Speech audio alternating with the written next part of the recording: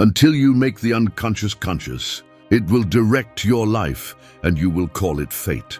Carl Jung understood something deeply disturbing, something most people prefer never to truly hear, not because they are not intelligent, but precisely because they are intelligent enough to sense that this specific truth would demand something from them that they are not sure they want to give. What he understood is this: you do not live your life, you endure it. You think you choose, you think you decide, you think you move freely toward a horizon you drew yourself. But in reality, you are executing an invisible program, written long before you were capable of reading it, encoded in the earliest years of your existence by experiences you lacked the tools to understand, by adults who themselves had never read their own source code.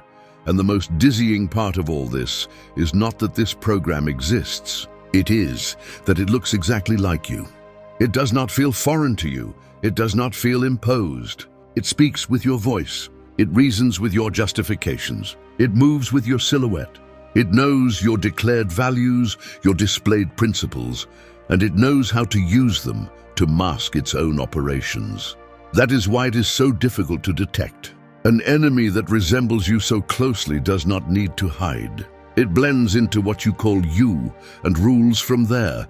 You change jobs. You move to another city, convinced that the environment was the problem, that the context was suffocating you, that you would have been different elsewhere. You leave one partner for another, persuaded that this time things will be different because the person is different. And yet, a few months or a few years later, in that new office, in that apartment with walls still unfamiliar, in that new relationship that still smelled of possibility, you find yourself in the exact same emotional atmosphere, the same heaviness, the same dull frustration rising without you being quite able to explain it, the same helplessness that you disguise as indifference because admitting it would cost too much, the same internal burn that you recognize, this time with a new weariness, without even trying to give it a name anymore, and progressively, because the human mind possesses a remarkable capacity to build narratives that protect it from itself, you begin to call all of this bad luck, fate, life just being that way for some people. You develop a philosophy, a real one, with arguments and internal coherence, a philosophy of resignation built upon the ruins of your own lack of understanding. And this philosophy is dangerous not because it is false in every detail, but because it arrives just in time to save you from the only question that would change everything. Jung would not have left you this emergency exit. He would have looked at you with that benevolent coldness that characterized his way of being with his patients, that capacity to say difficult things without cruelty but without complacency either. And he would have told you this is neither fate nor bad luck. It is your unconscious acting behind the scenes, silently, with an almost surgical precision, reproducing the same structures because no one has ever asked it to stop. No one has truly looked it in the face. No one has had the courage to ask it the most disturbing question of all, the one that forces you to descend beneath the surface of all comfortable explanations. Why? What you refuse to see within yourself does not disappear. This is not a poetic metaphor. It is a mechanical description of the way the psychic apparatus functions. The unconscious has no trash can. It has no delete function. What you repress does not evaporate into the void of your goodwill or your mental discipline. It moves. It migrates toward other forms of expression, often less direct, often less recognizable, but always present. It transforms into impulsive choices that you cannot explain the next morning, when the light of day makes visible what the darkness of emotion had disguised as obvious, into disproportionate reactions to objective situations that did not deserve that intensity, and you know it, and it shames you, and yet it happens again, into strange attractions toward people or situations that harm you in a predictable way, and yet something in you cannot resist, as if a part of you were deliberately seeking what wounds it, because it is the only terrain it knows, into immediate, visceral, almost physical rejections toward people who have objectively done nothing to you, but who awaken something in you that you do not want to encounter. This rejection, moreover, is one of the most precious signals the unconscious sends. What you cannot tolerate in another person without a clear reason is almost always the reflection of a part of yourself that you refuse to acknowledge. Jung called this projection. You see in the other what you cannot see in yourself, and you judge them for it, with a vehemence that should alert you if you were ready to hear what that vehemence says about you. Your oldest wounds do not remain in the past, where you believe you buried them, where you decided one day they no longer had a hold on you, because you had turned the page, because you had moved on, because it was a long time ago. They live in your body, with a loyalty you did not ask for. They inhabit the way you stiffen in certain situations. They are in the speed with which you close off when someone gets too close. They are in the tone your voice takes when you feel questioned, in the way you leave the room, in what your gaze does when it does not want to be seen. They filter your perception of the entire world with a precision you do not truly imagine. Two people can experience the exact same event in the same space at the same moment and come out of it with completely different wounds, or with no wound at all for one of them, because each person's unconscious interprets through the unique prism of everything it has already lived, of everything it has already concluded about itself and about others. The reality you perceive is not objective reality. It is reality filtered by your history. And if you do not truly know your history, not just the facts, but what those facts made you believe about yourself and the world, then you are navigating a partially manufactured reality without knowing it. And often, you believe that these mechanisms are you, not a program. You. Your tendency to fade into the background in certain situations, you call it politeness or generosity. Your inability to trust, you call it lucidity or discernment. Your need to control everything, you call it rigor or professionalism. You have built entire identities, respectable, socially valued, around your deepest wounds, and you defend them as if they were virtues because in a certain way they have become so. The wound has been so thoroughly sublimated into character that it has become unrecognizable. And that is the most silent masterstroke of the unconscious, making you mistake your defenses for your personality. Jung spoke of the shadow, and this concept deserves precise attention because it is often misunderstood. The shadow is not simply the evil in you. It is not a collection of your worst instincts waiting to be unleashed. It is that inner region that you refuse to acknowledge as yours, and its content is not fixed. It is strictly personal, shaped by what your specific environment taught you to reject, to hide, to shame. It contains the anger you repressed because you were taught, explicitly or by example, that anger was ugly, destructive, the sign of a lack of control or class. But repressed anger does not disappear. It transforms into chronic resentment, into passive aggression, into that way of smiling while something inside you burns. It contains the vulnerability you learned to hide behind an armor of competence, humor, hyperactivity, or cynicism. A vulnerability that could have been your greatest relational strength if someone had taught you that it was safe to show.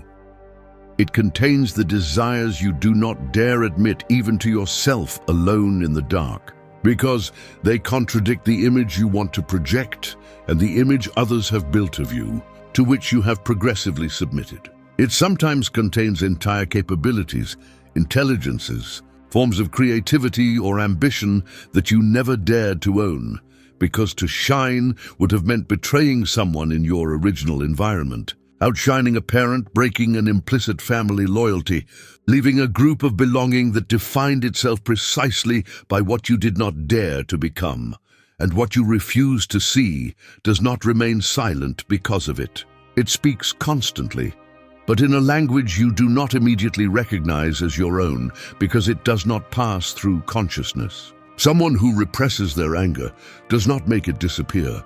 They become passive in situations where they should set clear boundaries. They accumulate a growing internal pressure with the regularity of a pressure cooker. Then they suddenly explode for an apparently trivial reason, leaving those around them perplexed and themselves ashamed and disoriented, without understanding where it came from or how it could have happened again. Someone who rejects their fear can systematically rush into risky situations, telling themselves they are courageous, daring, liberated from conventions, when in reality they are fleeing a vulnerability they do not yet have the courage to face directly. Real bravery requires remaining present to your fear, not anesthetizing it. Compensation is always revealing of what it attempts to mask. The greater the performance, the more significant what is hidden behind it. Someone who rejects their need for love can build, stone by stone, an entire philosophy of detachment, of self-sufficiency, of cold superiority. They boast about not needing anyone. They look with condescension upon those who attach themselves, who suffer from breakups, who confess their loneliness. They have rationalized their wound into a doctrine. But meanwhile, something inside them slowly withers in the darkness of that denial, something that was never given permission to be nourished. Someone who rejects their deepest ambitions can quietly, methodically sabotage each of their real opportunities, telling themselves they did not really want that position, that project, that relationship, just before watching them slip away in a manner that always seems external, always due to circumstances or to others, never to them. The shadow is ingenious. It is patient. It always finds a path toward expression, however bypassed, however destructive, however disguised. The only real question is whether you will be there to hear it, or if you will leave it the steering wheel without ever having asked it a single question.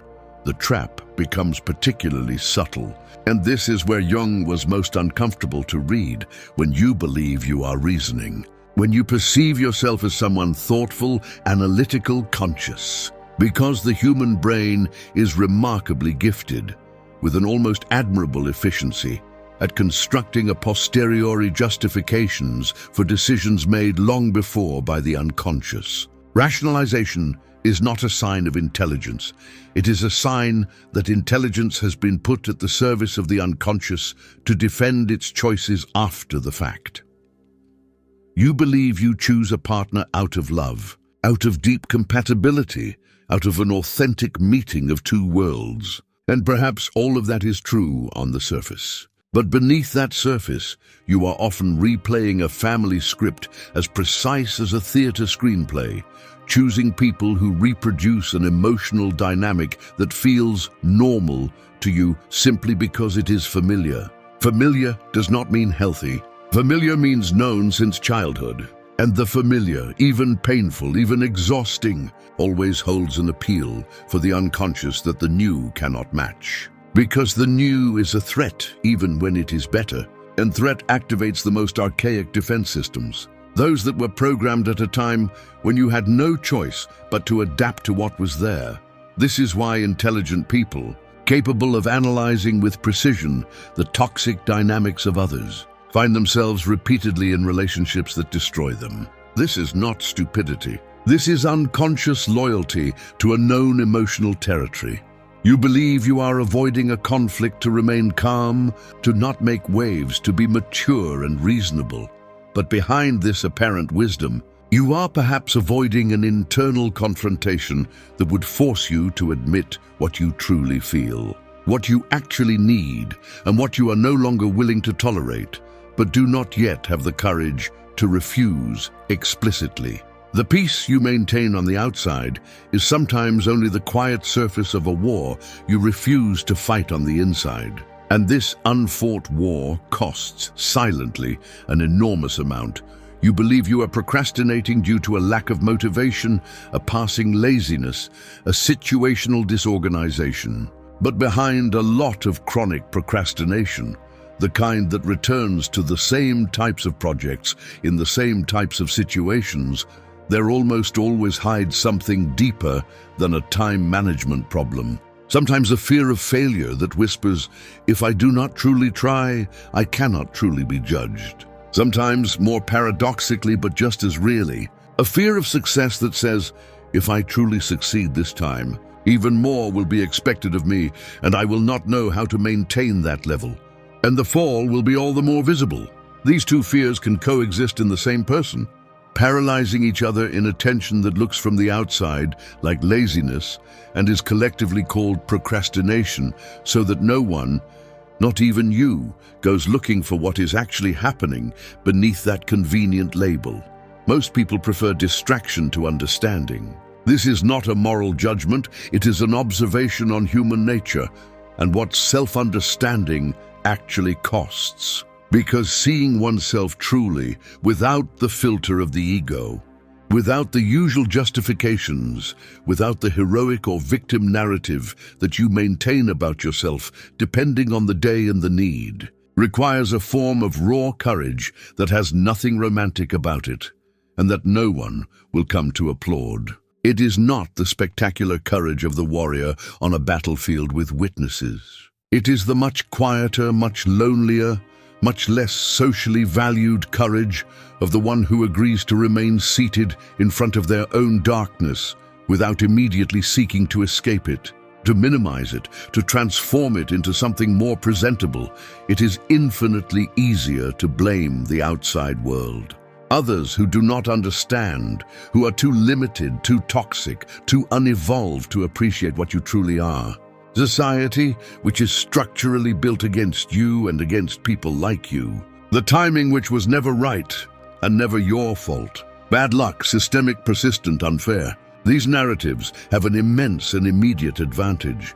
They keep you in the position of the victim, and the victim has a right that no one else has, the right not to change. She only has to wait, to hope, to demand that external circumstances correct themselves. It's a position that is at once comfortable, morally defensible in certain contexts, and deeply paralyzing, because it deprives you precisely of what you would need to move forward, the acceptance that something in you, not everything, not in everything, but something, actively participates in the construction of what you experience.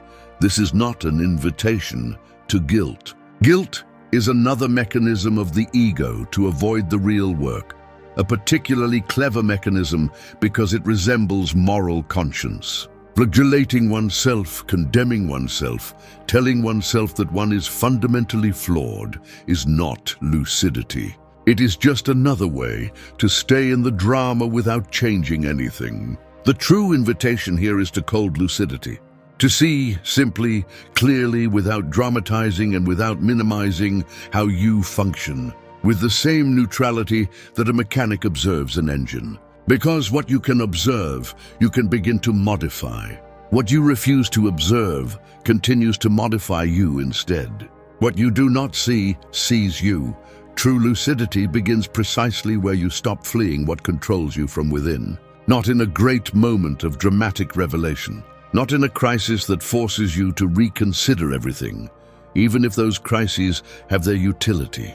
It begins in the small, ordinary moments, in that uncomfortable and almost insignificant moment when you allow an emotional reaction to exist without immediately justifying it, minimizing it, or chasing it from your consciousness. When you catch yourself reacting strongly to something and instead of telling yourself it is normal, anyone would react this way, you give yourself permission to go one level deeper, into the question the ego avoids by survival instinct.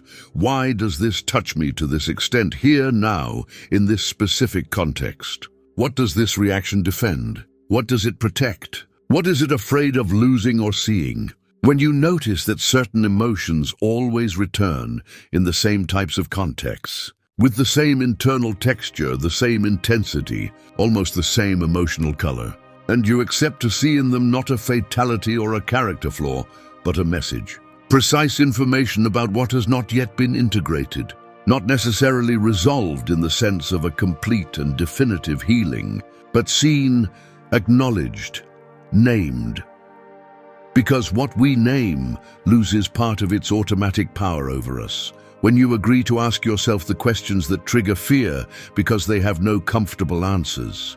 What am I replaying here? Which version of me is speaking right now? the adult version or the version of the child who learned to survive in a certain way? Am I truly responding to this situation as it is now, or am I responding to something else that resembles it and dates back much further? And perhaps the most disturbing of all, what would I need to admit about myself to exit this pattern once and for all? Not by denying it, but by going through it. Jung called this path the process of individuation, and this word must be understood with all its precision. It is not about becoming perfect. It is not about getting rid of one's contradictions like one gets rid of a technical problem. It's about becoming whole, capable of holding all your contradictions together without fracturing, without needing to deny one to maintain the other. It is the integration of opposites within you, strength and vulnerability, which do not exclude each other, but complement each other. Light and shadow, which coexist in every human being without exception. The deep desire for connection and the equally deep need for solitude, which many people experience as a contradiction when it is simply the complexity of human nature. Power and tenderness, which our culture has often opposed, especially for men, as if one cancelled out the other. This is not a state you reach once and for all after a retreat, a therapy, a transformative reading, or an initiatory journey. It is a continuous movement, an orientation you choose and re-choose every day in the face of what presents itself. A lifelong work that deepens its quality, its precision, its richness. With each layer, you agree to explore without turning away. And this work does not make you smoother. It makes you more real, more inhabitable for yourself, less costly on the inside. Let us take a concrete example, because concepts without anchoring remain intellectual ornaments that we can admire, then put away without them changing anything about daily life. A person who grew up in an environment where their emotions were never received, never validated, sometimes openly ridiculed or punished, learns very early, with the implacable logic of a child seeking to survive emotionally, a fundamental conclusion: feeling is dangerous. Showing what one feels attracts rejection, mockery, or indifference. So you hide it. You harden yourself. You build an armor. She becomes strong, independent, not the type to fall apart over things others find difficult. She builds an entire identity around this capacity to function without external support.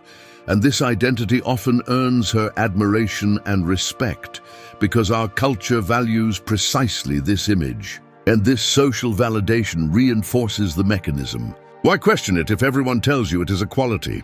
And in adulthood, she finds herself in one of two scenarios typical of this wound. Either she effaces herself in all her relationships, doing favors, asking for nothing, progressively disappearing into the needs of others so as never to take the risk of expressing her own. Or she builds a form of cold and distant superiority that saves her from needing anything from anyone. A fortress she calls independence, and which looks from the outside like strength, but is traversed on the inside by a loneliness that no one sees because she never learned to show it. In both cases, she continues to execute the same decision made at 5 years old, or 7 years old, or 10 years old. A decision that made perfect sense at the time, in the environment where it was made, but which makes no sense now that the environment has changed, resources are different, and options have multiplied. Do not show what you feel, it will achieve nothing. As long as this decision remains unconscious, presenting itself not as a decision, but as a truth about the world and what must be done to survive in it, it repeats with the absolute regularity of a metronome that does not know it could be stopped. But the day this decision becomes visible, truly visible, not just intellectually recognized as an interesting concept during a reading, but emotionally felt in all its truth, in all the pain of what it cost and what it still costs, something changes. Not immediately, not cleanly, not in a linear fashion, but a space opens where there was only mechanics. A possibility settles in where there was previously only automatism. And this possibility, however small, however fragile, changes the nature of each moment that follows. That is the freedom Jung was talking about.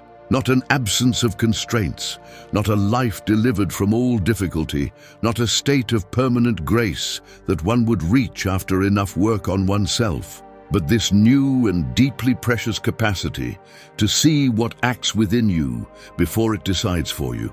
This space between the stimulus and the reaction, this space that Viktor Frankl from the concentration camps would also describe as the place of irreducible human dignity, this space that begins as a barely perceptible fraction of a second and which, with work, with practice, with perseverance in meeting oneself, can become an entire breath, then a deliberate choice, then a way of inhabiting your own life that belongs to you truly for the first time. Individuation does not make you invulnerable. It makes you present. It does not remove pain. It gives it a meaning that no longer paralyzes you. It does not isolate you in an ivory tower of self-awareness. It opens you to others in a way that defense had never allowed, because you can now meet yourself without fleeing, and therefore meet the other without projecting onto them what you do not want to see in yourself. This work does not consist of becoming someone else. This is the most common misunderstanding about inner development, the idea that it is about transforming oneself, remaking oneself, replacing an insufficient personality with an improved version according to an ideal model borrowed from a book, a mentor, or a philosophy. This idea is itself a production of the ego seeking to control the process, choosing what will emerge rather than discovering it. It is not about reinventing yourself, rebuilding yourself from scratch according to a plan you would have approved in advance, replacing one persona with another that is more advantageous or better received by others. It is about something much more demanding, much more uncertain and much more real, meeting yourself truly. Meeting yourself without the usual detours, without the justifications that always arrive too quickly to prevent silence from becoming revealing, without the elegant escapes disguised as wisdom, as a philosophy of letting go, as a spirituality that transforms flight into virtue. Meeting yourself without knowing in advance what you will find, without guarantee that it will be beautiful or coherent or flattering. Meeting yourself with the sole certainty that what you find is more real than what you carry on the surface, and that this reality, even if difficult to look at, is the only ground from which a life truly your own can be built, because what you refuse to look at continues to write your life in your place, every day silently with a patience you do not have.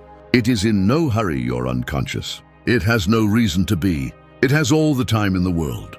It has your entire life. It will wait for you to change cities, jobs, partners, countries, philosophies, diets, and morning routines if necessary, and it will be there at every arrival. Faithful as a shadow you cannot shake because it is part of you, because it defines you as much as what you chose to own, and because the only way to change its influence is not to flee, but to turn around.